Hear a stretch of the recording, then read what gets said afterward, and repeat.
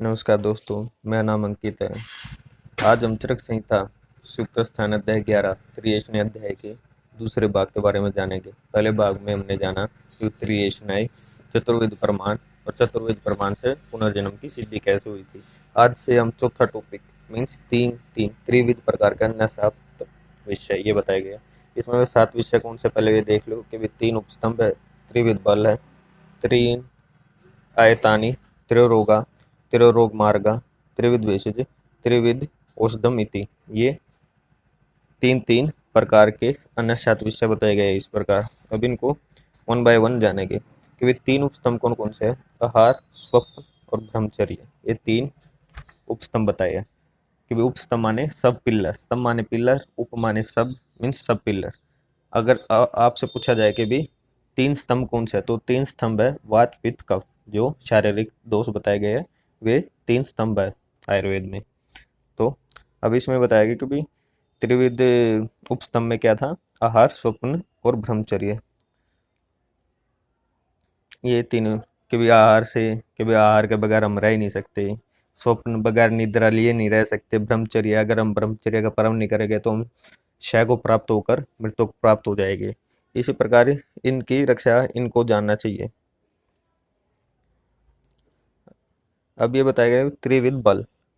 त्रिविध बल कौन कौन से देखिए, सहज, काल्ज और युक्तिकृत। सहज बल जो जन्म से ही होता है, काल्ज बल जो किसी प्रॉपर टाइम में होता है मीन्स या किसी प्रॉपर एज में होता है, वो काल्ज बल बताया गया कि भाई ठंड के समय हमें अच्छी हेल्थी फील होता है और वहीं गर्मी के दिनों में हमें थोड़ा वीकनेस फील होती है, यही काल्ज बल बताया। युक्तिकृत बल जो कि भाई मैं अच्छा पौष्टिक आहार लूँगा तो मुझे अच्छा बल प्राप्त होगा, ये बताया गया युक्तिकृत बल में। ये 3 प्रकार के आपको बल बताए गए हैं इस प्रकार। अब ये 3 प्रकार के आयतन बताए गए हैं कि भी कारण या घर किस प्रकार के भी। एक तो अर्थानाम कर्मेन कर्मन कालस्य चाति योग, अयोग और मिथ्या योग, ये 3 प्रकार के आयतन बताए गए। अब इनको देखिए आप कि भाई क्या है इसमें। अर्थों का अयोग होना, अतियोग होना, मिथ्या योग होना, उसी प्रकार क्रम का भी और उसी प्रकार काल का भी अतियोग, अयोग और मिथ्या योग होना, ये बताया गया। इसमें जैसे हर एक इंद्रिय के अतियोग, मिथ्या योग और अयोग बताया गया है। जैसे देखिए अर्थ, इंद्रियों का अर्थ कि भी नेत्र से अतियोग क्या होगा कि भी मैं ज्यादा चमकने वाली चीजों को देख रहा हूँ। अयोग क्या होगा कि भी मैं कुछ देख ही नहीं रहा, आंखों पे पट्टी बांधा हुआ हूँ, या मैं उल्टे विषयों की भी अधिक समीप का देख रहा हूँ, अधिक दूर का देख रहा हूँ। जो विकृत वित्रासन है या कोई यूवी रेडिएशन आ रही है मैं उसको देख रहा हूँ, मीन्स ऐसी चीज देख रहा हूँ जो देखनी नहीं चाहिए मुझे, ये मिथ्या योग बताया गया है। इसी प्रकार ये हर एक इंद्रिय के अयोग, मिथ्या योग और अति योग बताया गया, ये आप इसको एक बात देख लेना। अब इसमें क्या है कि स्पर्श इंद्रिय का व्यापकत्व। एक बात याद रखना, जो स्पर्श इंद्रिय है वो पूर्ण शरीर में सभी इंद्रियों में रहती है, बस यही बताया गया है इसमें कि भी वो सभी इंद्रियों में पूरे शरीर में स्पर्श इंद्रिय रहती है, उसका व्यापक तवम है, हम उसको जान सकते हैं, ये है इसमें। और इसका एक और चीज बताई गई कि भी ये समवाय संबंध से रहते, किसके साथ, मन के साथ। समवाय संबंध वो था जो संबंध कभी भी नष्ट नहीं हो सकता, जैसे कि मैंने पहले चैप्टर में बताया था आपको दीर्घन जीवित अध्याय में कि भी समवाय क्या होता है, जो नित्य संबंध रहता है कि भी जो बर्फ का ठंडापन हम कभी भी नष्ट नहीं कर सकते, वो उसका नित्य संबंध या समवाय संबंध बताया गया है। इसी प्रकार मन और त्वचा को समवाय संबंध बताया गया कि ये कभी भी एक दूसरे से अलग नहीं हो सकते, ये बताया इसमें। इसमें ये बताया कि भी ये जो असात्म इंद्रियात संयोग, जैसे हमने जाना था कि भी अर्थ, कर्म और काल, ये 3 आयतन है, तो अर्थ से हम असात्म इंद्रियात संयोग कि भी जो ए का मीन्स अपोजिट, सातवा मीन्स मन, इंद्रिय मीन्स इंद्रिय के अर्थ का संयोग, जो इंद्रियों का अर्थ में मीन्स शब्द, स्पर्श, रूप, रस, गंध, इनका जो अलग अलग अच्छे से प्रॉपर संयोग ना होना, वही असात्म इंद्रियात संयोग बताया है।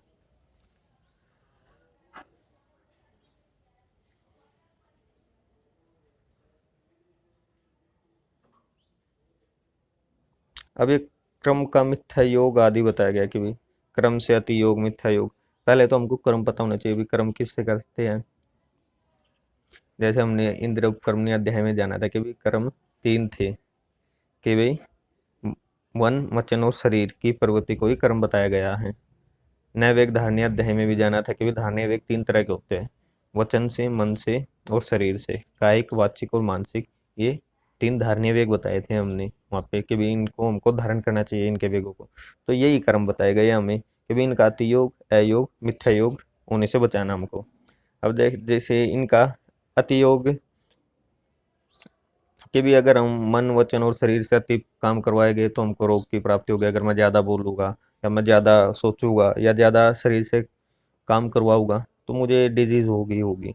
अगर मैं ज़्यादा सोचूंगा तो मैं डिप्रेशन में चला जाऊंगा, उसने मेरे साथ ये किया वगैरह। ये मीन्स अयोग कि भी कुछ भी ना करना। और मिथ्या योग क्या है कि भी जो मलमूत्र के वेग आए उनको ना, उनको रोक लेना। वे तो वैसे भी यह धारणीय वेग थे, उनको धारण ही नहीं करना चाहिए था। मैं मीन्स जो चीज़ धारण नहीं करनी चाहिए उसको तो मैं धारण कर रहा हूँ, और जो जो चीज़ धारण करनी चाहिए उसको मैं अधारणीय में बना रहा हूँ। मीन्स अपोजिट बता देता है ये मिथ्या योग। ये बताया इसमें कि जैसे मैं जिस ब्राह्मण आदि या महात्मा पुरुषों की पूजा करनी चाहिए उनको तो मैं गालियाँ निकाल रहा हूँ, और जो शत्रु होते हैं उनसे मैं दोस्ती कर रहा हूँ। मीन्स यही मिथ्या योग है कि भी मैं मन, वचन और शरीर से या कायिक से कैसे मिथ्या योग करता हूँ। अब ये प्रज्ञापराध बताया गया, ये जरूर याद रखना। ये जो ये बताया ना हमको ये क्रम, इसी को प्रज्ञापराध भी कहा जाता है वैसे। प्रज्ञा मीन्स बुद्धि, अपराध मीन्स अपराध मीन्स जो बुद्धि नष्ट हो गई हो, जिसकी जिसकी बुद्धि नष्ट हो गई है वही तो शत्रु से जाकर दोस्ती करेगा, अपने दुश्मन से बात करेगा।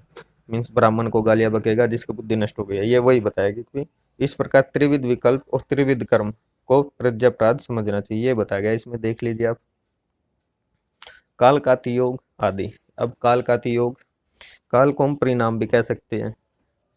अब देखिए जैसे काल काति योग आदि कैसे।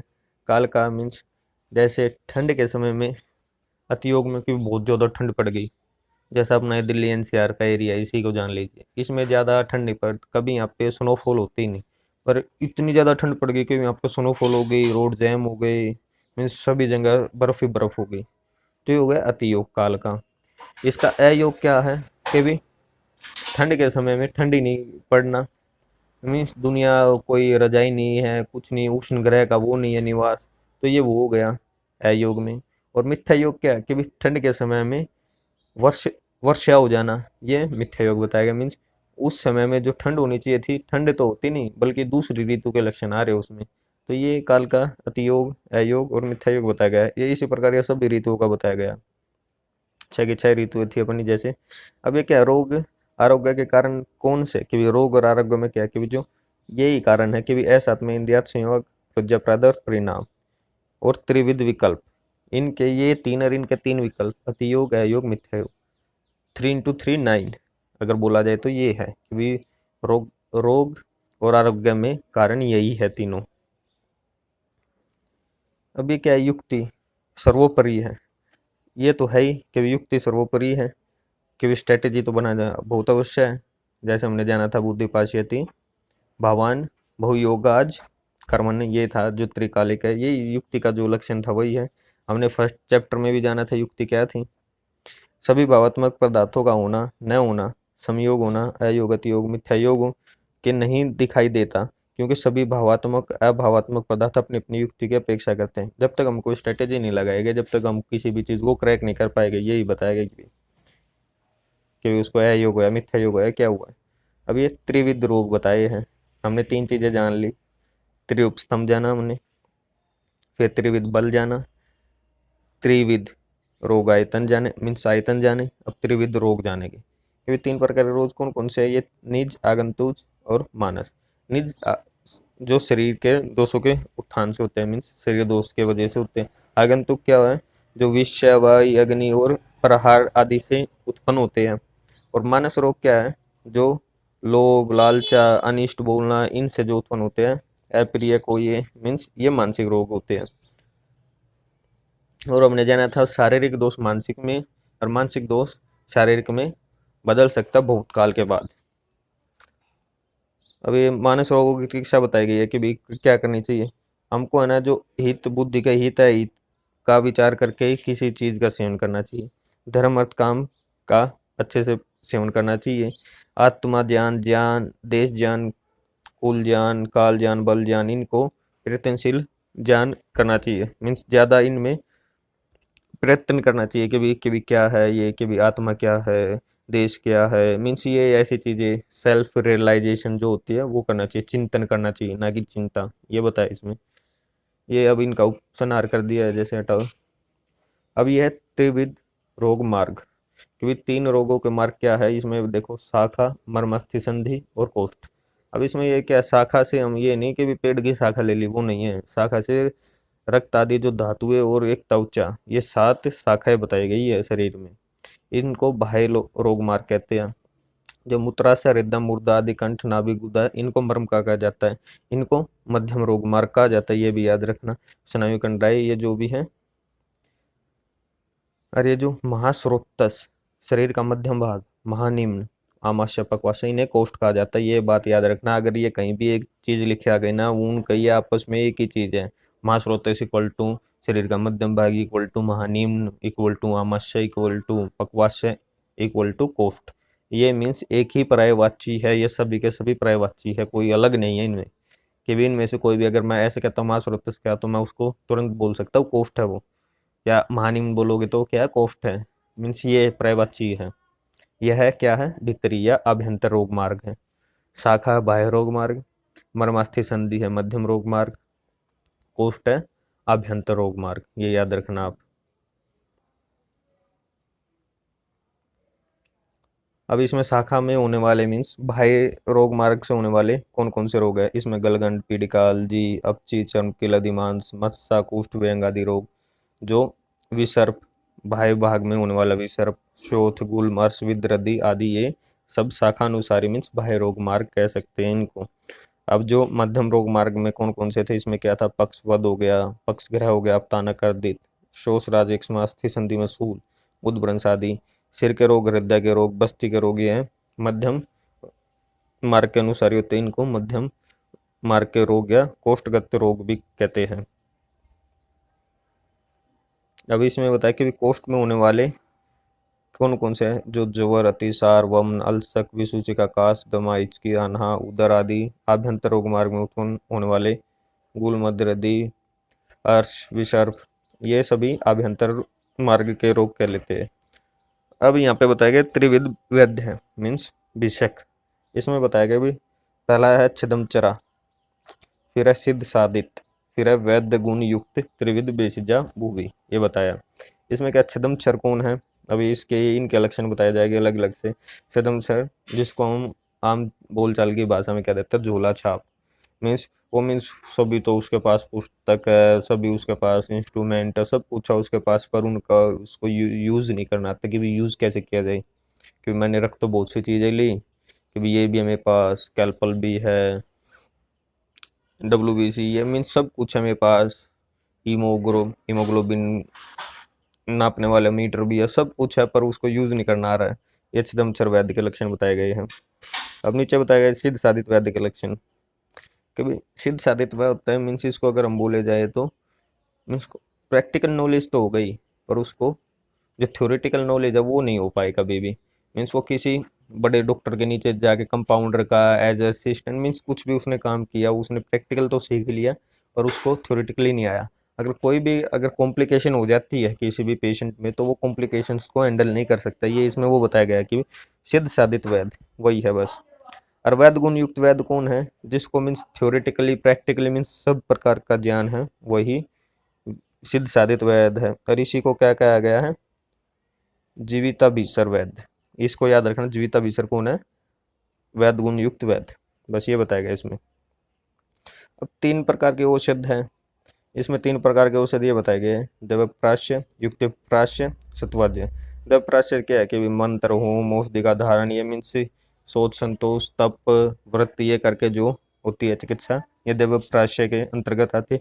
युक्तिप्राश्य क्या है कि जो वैद्य अपनी युक्ति से जानेगा, वह युक्तिप्राश्य है कि भी उसको ये औषधि देनी है, ये देना है, ये ऐसे करके जो युक्ति बनाई जाएगी RVR की आचार करके, तो वो युक्ति प्राश्य चिकित्सा बताई गई है। सत्वाद्य औषध से उसे कहते हैं जो अहित अर्थों से मीन्स जो सत्व मीन्स आत्म, सत्व कि भी मन को अहित विषयों से हटाकर, शत्रु मीन्स मन को अहित के विषयों से हटाकर उन्हें रोकना मीन्स हित विषयों में लगाना, यही है सत्वाद्य चिकित्सा। इसमें और भी बताया गया कि जो शारीरिक दोषों के कुपित होने पर जो चिकित्सा की जाती है उसमें क्या अंतर परिमार्जन, बहि परिमार्जन और शस्त्र परिधान। अंतर परिमार्जन वह है जो शरीर के अंदर दी जाएगी औषधि, जैसे कोई भी वटी हो गई, अरिष्ट हो गया, अनपान हो गया, मीन्स ये सभी अंतर परिमार्जन के अंतर्गत आएगी। बहि परिमार्जन क्या था?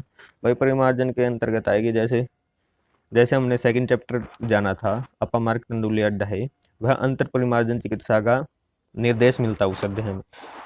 उसमें सेकंड चैप्टर था अर्घवदी अध्याय, उसमें हमने बहि परिमार्जन चिकित्सा का निर्देश मिलता है कि भाई लेप है, ये परलेप, ये वगैरह वगैरह करके यही है। इसमें क्या है बहि परिमार्जन क्या है? स्वेदन मीन्स जो बाहरी ऑइंटमेंट टाइप है या जो भी है, ये सब कुछ बहि परिमार्जन चिकित्सा के अंतर्गत है। शस्त्र परिधान चिकित्सा वह है जो छेदन भेदन आदि शस्त्रों से जो सिद्ध होगी उसको शस्त्र परिधान चिकित्सा बताया गया है, ये बताया इसमें। अब ये इस प्रकार से आपके तीन प्रकार के 7 विषय कंप्लीट हो चुके हैं यहाँ पर। अब हम जानेंगे रोग की प्रारंभिक अवस्था में चिकित्सा का उचित है, मीन्स अर्ली स्टेज में ही उसको ट्रीट कर देना चाहिए, वरना वो बहुत ज़्यादा कॉम्प्लिकेशन क्रिएट कर देगी। जैसे हम जानते हैं कि कैंसर को अगर अर्ली स्टेज में डिटेक्ट हो जाए तो बहुत अच्छा है, वरना वो ज़्यादा परेशानी करता है, बाद में वो उसकी जो क्योरिटी या ट्रीटमेंट की रेट है वो बहुत ही डाउन आ जाती है, बहुत ही डाउन। जैसे हाल फिलहाल में हम संजय दत्त को 3rd स्टेज का कैंसर डिटेक्ट हुआ है, तो उसको डर है कि भाई अब मैं बचूँ या ना बचूँ। तो ये है कि अगर वो पहले डिटेक्ट हो जाए कि भी कोई भी बीमारी, उसको डॉक्टर को ट्रीट करने में ईजीनेस फील होगी। जैसे हमने जाना कि भी कोई भी हो कि भी सादा रोग असाध्य में कब कन्वर्ट हो जाता है? जब वो 1 साल के बाद तक रह जाए शरीर में, तो वह असाध्य बताए दिए गए कि भी 1 वर्ष पुराना जो रोग है वो असाध्य में अंतर्गत आ जाता है कि उसकी चिकित्सा नहीं करनी चाहिए, ऐसा निर्देश मिलता है आयुर्वेद शास्त्र में चरक संहिता में। अभी इसमें यही है कि भी अब ये एग्जाम्पल्स दिए गए हैं कि भी मूर्ख मनुष्य से उत्पन्न अपने शत्रु को पहले नहीं समझता, कि भी पहले अपने उसको समझना चाहिए। एक और एग्जाम्पल देना चाहूँगा मैं इसमें आपको, ये जो भी आप पढ़ लेना एग्जाम्पल ही है और कुछ नहीं है। वैसे तो ये चैप्टर यहाँ पे फिनिश हो गया, देखिए ये उपसनार आ गया, ये चैप्टर फिनिश हो गया यहाँ पे। तो मैं आपको एग्जाम्पल दे रहा था जैसे कि भी कोई भी अग्नि है, अगर जो आग है पहले अगर मैं उसको हैंडल कर लूँगा तो वो जल्दी से बुझ जाएगी। अगर वो ज़्यादा फैल गई तो मतलब कि बहुत ज़्यादा विनाश करेगी, तो वो हैंडल करनी बहुत मुश्किल हो जाती है, यही है बस। तो अब इसके साथ मैं आपसे विदा लेता हूँ।